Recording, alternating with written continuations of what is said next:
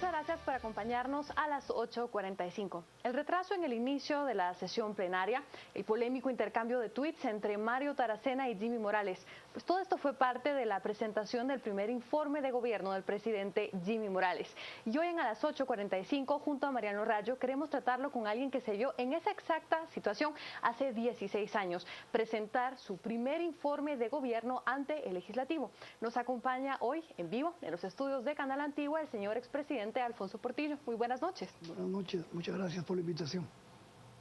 Gracias, Mario, y buenas noches, señor expresidente Portillo. Buenas noches. Buenas noches, Mario.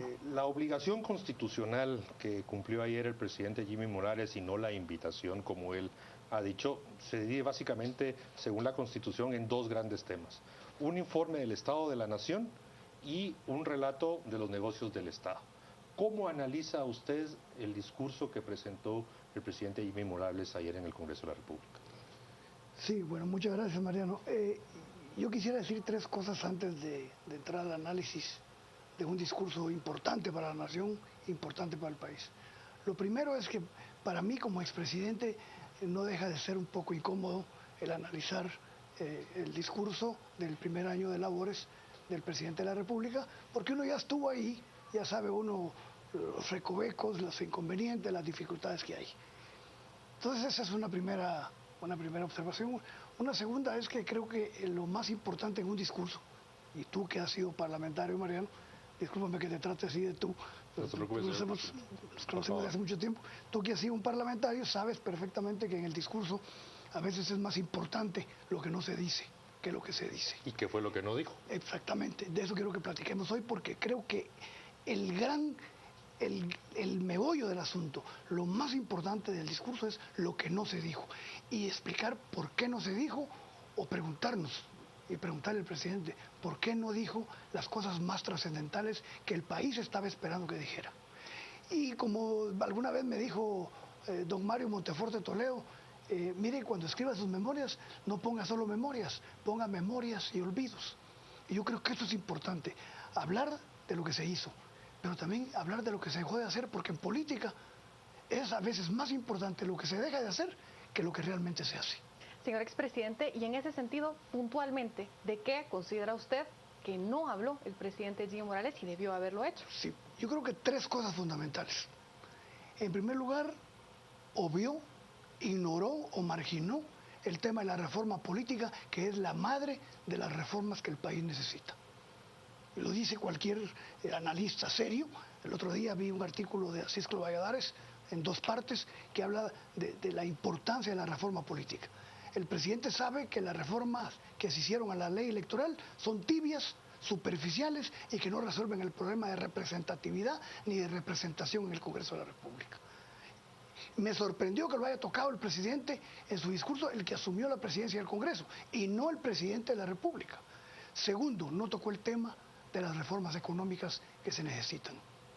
Yo creo que eso es importantísimo. Segundo, cuando él habla de un logro, por ejemplo, para poner un ejemplo, cuando él habla de que se incrementaron y se rebasaron las metas establecidas en los ingresos tributarios. Es correcto, hay que reconocerlo. Yo creo que no fue todo negativo el informe, creo que dijo cosas importantes, ciertas, pero debería haber acompañado diciendo, al mismo tiempo que se aumentaron los ingresos tributarios, yo exoneré y perdoné multas a 216 empresas. Y decir quiénes son, porque él en su discurso habló de transparencia. Entonces el pueblo tiene que saber si el presidente, con la facultad que le da la Constitución de la República, perdona multas, recargos. Eso lo queremos saber, porque una cosa es el esfuerzo que hace la Superintendencia de Administración Tributaria, que es loable, que es reconocible, que es respetable, y otra cosa es que el presidente debilita esa política de grandes aciertos y de grandes logros de la Superintendencia de Administración Tributaria. Usted habló de tres, le falta uno. ¿Cuál es el tercero que usted consideraría faltante en el discurso del presidente? La seguridad alimentaria. La tocó muy superficialmente el Ministerio de Agricultura, que es el responsable de la seguridad alimentaria, de encargarse de la producción de alimentos del país, no existe. Yo he recorrido todo el país, he platicado con los campesinos, hace 3 días estuve en San Miguel, Estahuacán, con 1000 campesinos. No hay presencia del Ministerio de Agricultura, no hay una política de mediano y largo plazo que esté pensando en la soberanía alimentaria y nutricional del país. Algo que llamó la atención durante el discurso que dio el presidente fue el tono con el que él inició. Veamos cuáles fueron sus palabras. Lamento que algunos no quisieran recibir el informe, que por supuesto lleva mucho más de 140 caracteres.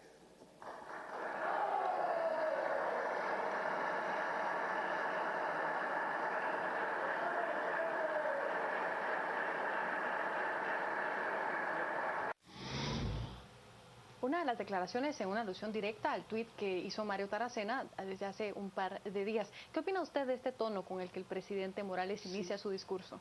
Sí, yo creo que el presidente lo tomó muy a pecho y muy personal, y yo creo que en política uno no debe tomar nada personal.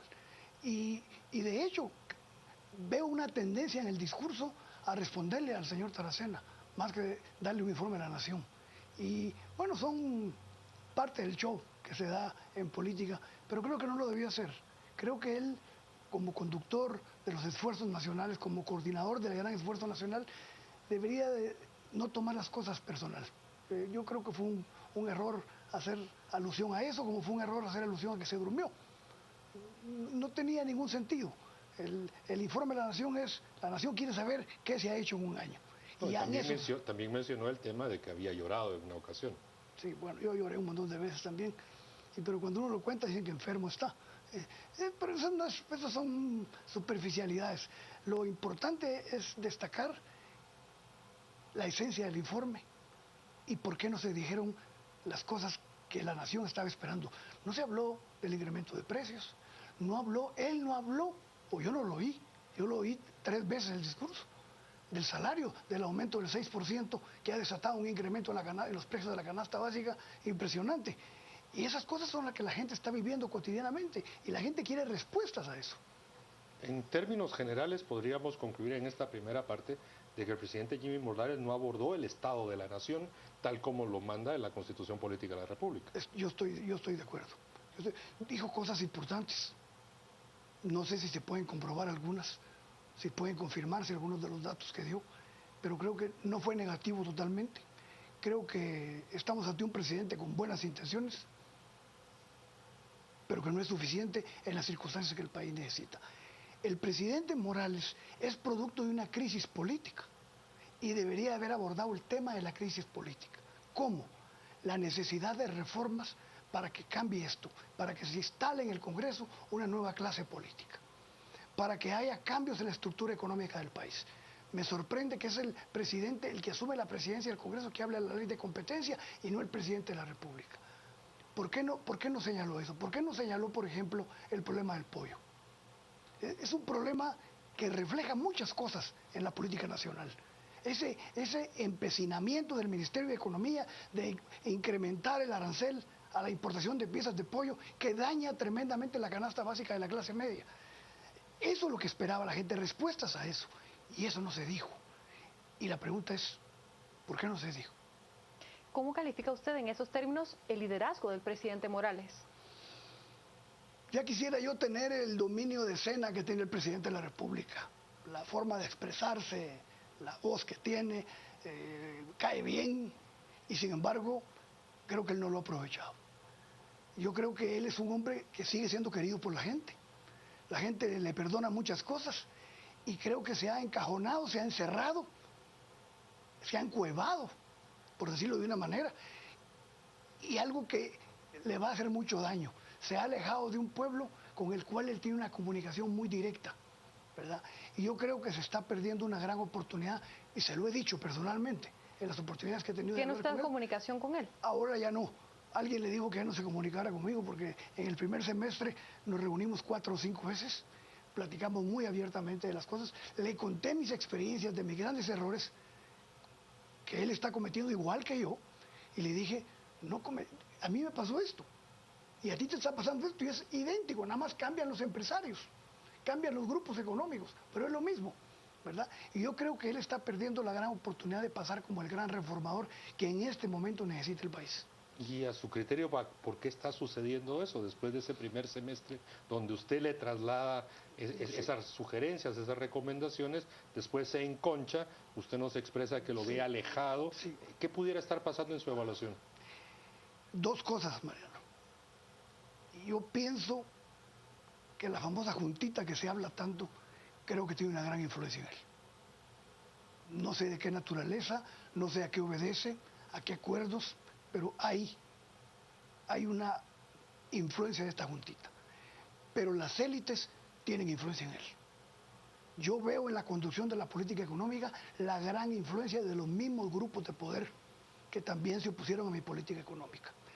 El nombramiento en economía de un señor como Rubén Morales Monroy y Enrique Lacks demuestra que siguen teniendo influencia los grupos tradicionales económicos del país. Y yo creo que eso lo tiene a él condicionado.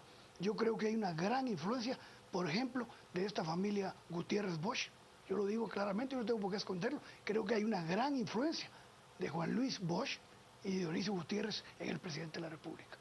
Se lo dije, se lo he preguntado, lo ha negado, pero yo creo que ahí está la razón de por qué no tocó temas de tanta trascendencia para el país. ¿Pero tiene usted pruebas para hacer esas afirmaciones? No, pero por el resultado de las políticas. Mire, esa insistencia de la imposición arancelaria a la importación de pollo, ¿de dónde puede venir? ¿De dónde le pueden hacer al señor Enrique Lacks y a Rubén Morales Monroy si no va a tener grandes ingresos tributarios del Estado por ese arancel, más que beneficiar a los que no pueden competir o no tienen reglas claras para competir en el país? Ahí, señor expresidente, sí le voy a recordar algo. A ver. El inicio de la negociación con Estados Unidos en el Tratado de Libre Comercio que se transforma en CAFTA se dio durante su gobierno. Correcto. Y la parte arancelaria de esos productos se dio todavía durante su gobierno, año 2003-2004. Correcto. Y esa decisión de Estado, que hoy es la que usted cuestiona, es una negociación que se dio al final de su gobierno, la continuó el presidente Berger y después fue ratificada por el Congreso. Esos movimientos arancelarios en las partidas arancelarias del pollo específicamente fueron negociadas precisamente al final de su periodo. Pero creo que... Hay una cosa, Mariano, yo también te recuerdo otra cosa. Fue el mismo señor Enrique Lacks, también siendo un ministro de Economía durante el gobierno de Bercher, que firmó la desgravación arancelaria con los ministros de Economía para que llegara a cero en 2017. Solo hacía yo recuerdo de la historia de cómo nació a través de una decisión política del presidente Portillo en su momento, junto con los presidentes centroamericanos, en entrar a negociar el Tratado de Libre Comercio con los Estados Unidos. Y que fue correcto. Pero hay que recordar de que ese tema de las partidas arancelarias se negoció entre la última fase de la presidencia del presidente Portillo y la primera fase del presidente Berger. Correcto. Pero tenemos que ir a un corte, entiendo, Marjorie. Vamos a una pequeña pausa a las 8:45, pero ahora regresamos con el análisis de este primer informe que presentó Jimmy Morales.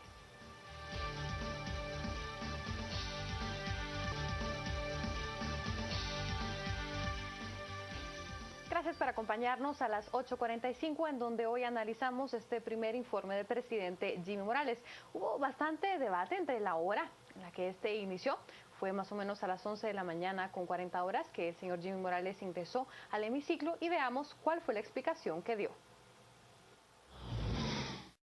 Me refiero al respeto que va desde la injerencia o la no injerencia de los poderes hasta la responsabilidad que todos tenemos del uso de nuestras libertades.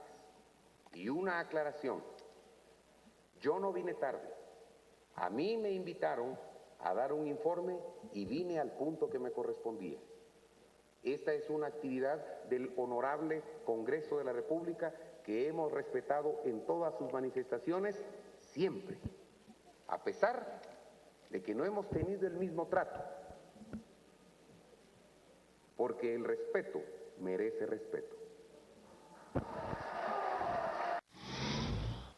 Estas fueron algunas de las declaraciones del presidente Jimmy Morales en el Congreso de la República sobre la hora a la que él llegó. ¿Qué opina usted de esta explicación, que no llegó tarde, sino únicamente al punto al que se le invitó? Mire, que yo recuerde, a uno lo invitan a la sesión solemne en la que el presidente va a dar el informe y hay cambio de junta directiva. Y yo recuerdo que asistí desde el principio de la sesión solemne hasta que rendí el mensaje, el informe ante la nación. Yo creo que él debería haber estado en el cambio de presidente o de la Junta Directiva del Congreso de la República. Ahora, creo que tiene razón cuando exige respeto, porque creo que el anterior presidente del Congreso no lo trató con el respeto institucional, democrático y civilizado que exige un país como el nuestro. Y yo creo que ahí sí tiene razón. Pero que haya llegado tarde, yo creo que hubo una confusión o no entendió que yo creo que el presidente debería haber estado desde el principio de la sesión solemne del Congreso. Efectivamente, es una sesión solemne en la que se convoca dos grandes partes, el así es. retiro de la anterior junta directiva, el ingreso de la nueva y después el informe a la nación. Así Ahora, es. también, durante el momento en que él estaba dando esas palabras, también se retiró un bloque legislativo, específicamente UNE. Todo señala que el bloque legislativo UNE se va a convertir en una oposición bastante férrea al bloque legislativo FCN y al presidente Jimmy Morales. ¿Cómo analiza usted 2017 en esta nueva relación del Congreso de la República, el organismo ejecutivo? Y si recordamos la reforma política, la reforma económica y otros temas que usted ha mencionado y que el presidente Oscar Chinchilla los ha dicho, ¿podrán salir adelante? ¿Visualizamos gobernabilidad? Yo sí preveo una gobernabilidad que se traduzca sobre todo en la aprobación de reformas importantes para el país. Yo creo que hay las condiciones internacionales, la presión de la comunidad internacional, hay presión nacional, hay un gran incremento de la actividad de la sociedad civil que yo creo que va a obligar a un buen acuerdo. Yo no conozco al presidente nuevo del Congreso, pero lo veo un hombre mesurado, un hombre tranquilo, no lo veo un hombre beligerante y creo que se puede llegar a buenos acuerdos sin que haya imposición de ninguno de los poderes. Yo sí veo que puede haber una buena relación entre el Ejecutivo y el Congreso de la República. Y en ese sentido, para 2017, ¿cuáles cree que son usted las leyes y puntos clave que debe abordar el Congreso de la República? Bueno, yo creo que tiene que entrar la segunda generación de los cambios en la ley electoral y de partidos políticos. Debe aprobarse la ley de competencia, que Mariano la conoce muy bien, ha sido protagonista importante en eso, y sabe que es necesario para el país. El único país de América Latina que no tiene ley de competencia somos nosotros, con excepción de Cuba. Tiene que aprobarse reformas a la ley de servicio civil, la ley de probidad, la ley de la administración pública, debe revisarse la ley de presupuesto, todas las reformas constitucionales. ¿Usted está a favor de las reformas constitucionales? Sí, yo creo que son necesarias para el país. Si no son tal vez suficientes, creo que hay que empezar a quitarnos el mito de que la Constitución es intocable. El país necesita cambios en todos los aspectos, ¿verdad? A mí me sorprendió, por ejemplo, cuando el presidente habla de modelo económico y tú, Mariano, que sabes más de economía que yo, creo que lo mismo te has de haber sorprendido cuando define el modelo económico de una manera muy rara, ¿verdad? No, el país necesita cambios en la estructura económica. Necesitamos crear y construir una economía abierta, competitiva, eficiente, con coherencia en lo social y con éxito en lo económico, ¿verdad? Y eso no lo vi en el discurso. Tomando en cuenta lo que usted ha mencionado, de lo que en su opinión faltó, y no solo en este discurso, sino de lo que le falta al presidente Morales, si usted pudiera darle un consejo, ¿cuál sería? Que se suban las reformas, que pase a la historia como el gran reformador del país, tiene todo a su favor. Se lo dije la primera vez, presidente, tenés todo a tu favor. A mí me somataron la mesa desde los primeros días, los factores de poder, a ti no. A él no le han somatado la mesa. Tiene la comunidad internacional a favor, tiene la política de Estados Unidos a favor, que quién sabe si vaya a variar drásticamente con la nueva llegada del presidente Trump. Ha hecho cosas maravillosas. ¿Quién no le puede reconocer al presidente el nombramiento en salud, el nombramiento en la SAT, el medio ambiente, en gobernación, en relaciones exteriores? Que diría yo, son los ministros que califican positivamente. Pero creo que él tiene que encaramarse, subirse como el líder de las reformas que el país necesita, que no las vea de soslayo, ni que las margine. Él tiene que ser el reformador. Y en relación a este consejo y a esta situación, presidente Portillo, hacia futuro, ¿a qué se está dedicando usted? ¿Usted va a promover las reformas constitucionales? ¿Está activo en actividad política? Sí estoy activo, Mariano, pero no partidariamente. Creo que ahí tenemos otra cosa que analizar con el futuro. Los partidos se agotaron completamente, todos. Entonces yo me estoy dedicando a dar conferencias en centros universitarios y a comunidades campesinas, como el día viernes que estuve en San Miguel Iztahuacán, y a explicar precisamente esto, ¿verdad? A reconocer las cosas que están bien, pero también a exigir que la gente participe, porque la participación ciudadana, la participación de la sociedad civil es clave en el empuje que las reformas del país necesitan.